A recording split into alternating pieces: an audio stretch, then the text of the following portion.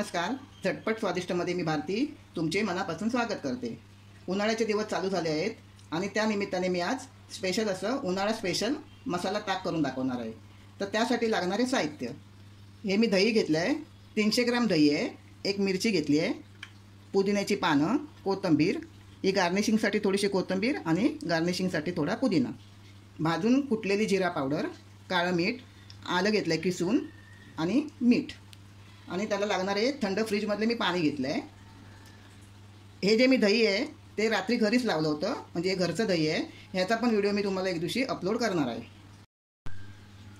आता काय करायचं आहे, सगळ्यात अगोदर आपल्याला ही जी कोथिंबीर आहे ती कोथिंबीर आपल्याला मिक्सरमध्ये अशी जाडसर वाटून घ्यायची आहे. ही एकच मिरची घेतली आहे, तोडून टाकूया आपण. पुदिन्याची पानं, कोथिंबीरपेक्षा पुदिना थोडा कमी घ्यायचा आहे, आणि याच्यात आपण थोडंसं पाणी टाकून थोडं आपण हे जाडसर मिक्सरला वाटून घेऊया. हे बघा, मी थोडंसं जाडसर असं मिक्सरला वाटून घेतलं आहे. आणि पुदिना आपल्या ताकामध्ये हवाच, कारण पुदिन्यामुळे काय होतं, आपल्याला जास्त थंडावा मिळतो आणि आपली अन्न जे पचन असतं ते अगदी छान रीतीने होतं. आता मी हे दही घेतलं आहे, त्याच्यामध्ये आपले काळं मीठ टाकायचं आहे, थोडं टाकूया. आता थोडं हे किसून घेतलेलं आलं आहे,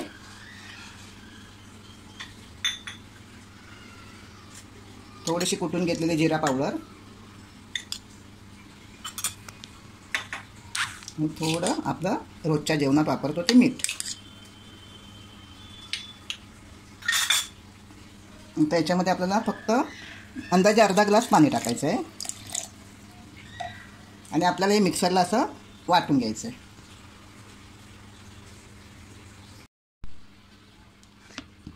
हे बघा, आपण मिक्सरला हे लावून घेतलं आहे. हे मिक्सरला कसं आपण जसं एखाद्या मसाल्याचं वाटण वाटतो बारीक, तसं करून घ्यायचं नाही. फक्त उलटा आपण जेव्हा फेरा फिरवतो तसं आपण जाडसर असं थोडंसं घर असं करून घ्यायचं आहे. आता हे झालं आहे. आता मी हे एका टोपात काढते.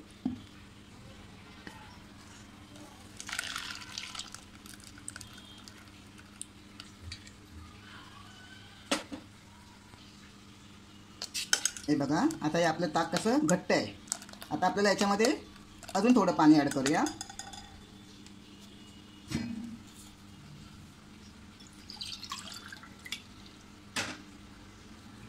मी आता 1 ग्लास पाणी घालते.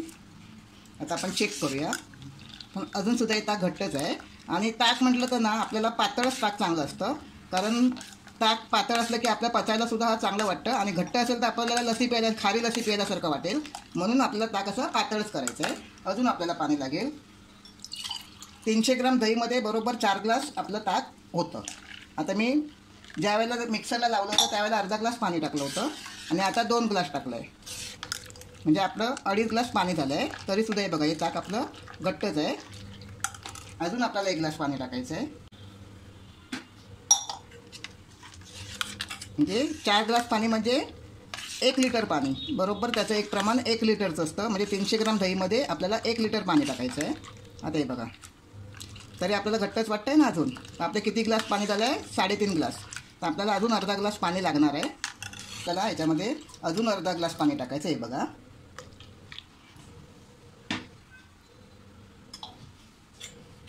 त्यात थोडी पुन्हा जिरा पावडर टाकू आपण. आपण मिक्सरमध्ये ज्या वेळेला मिरची वगैरे लावली होती त्यावेळेला आपण थोडी जिरा पावडर टाकली होती. आता हे काळं मीठ आहे ते सुद्धा आपल्याला थोडंसं टाकायचं आहे, आणि हे साधं मीठसुद्धा आपण आपल्या चवीनुसार टेस्ट करून बघायचं, आपल्याला कमी जास्त कसं वाटतं तसं, आणि आपण अंदाज घेऊन टाकायचं आहे. आपण हे छान असं ढवळून घेऊ. खरं तर हे आपल्याला रवीने ढवळायला हवं आहे. जर तुमच्याकडे रवी असेल, जी डाळ घोटायची आपली जी रवी असते तिने घोटा, किंवा जर तुमच्याकडे मिक्सर हँड ब्लेंडर असतं त्याने घोटलात तरी चालेल. पण माझ्याकडे सध्या रवी नाही होती, म्हणून मी या विक्सरनी घोटणार आहे.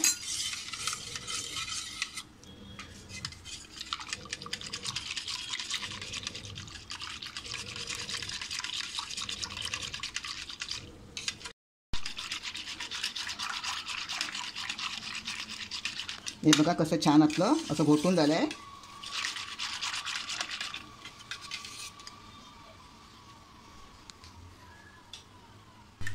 हे बघा आता आपलं हे मसाला ताक अगदी पिण्यासाठी तयार आहे. तुम्ही एकदा नक्की घरामध्ये ट्राय करा आणि मला माझ्या कमेंट बॉक्समध्ये कळवा. आता मी तुम्हाला एका ग्लासामध्ये काढून दाखवते. जर तुम्ही माझे चॅनल अजूनपर्यंत सबस्क्राईब केले नसेल तर सबस्क्राईब करायला विसरू नका.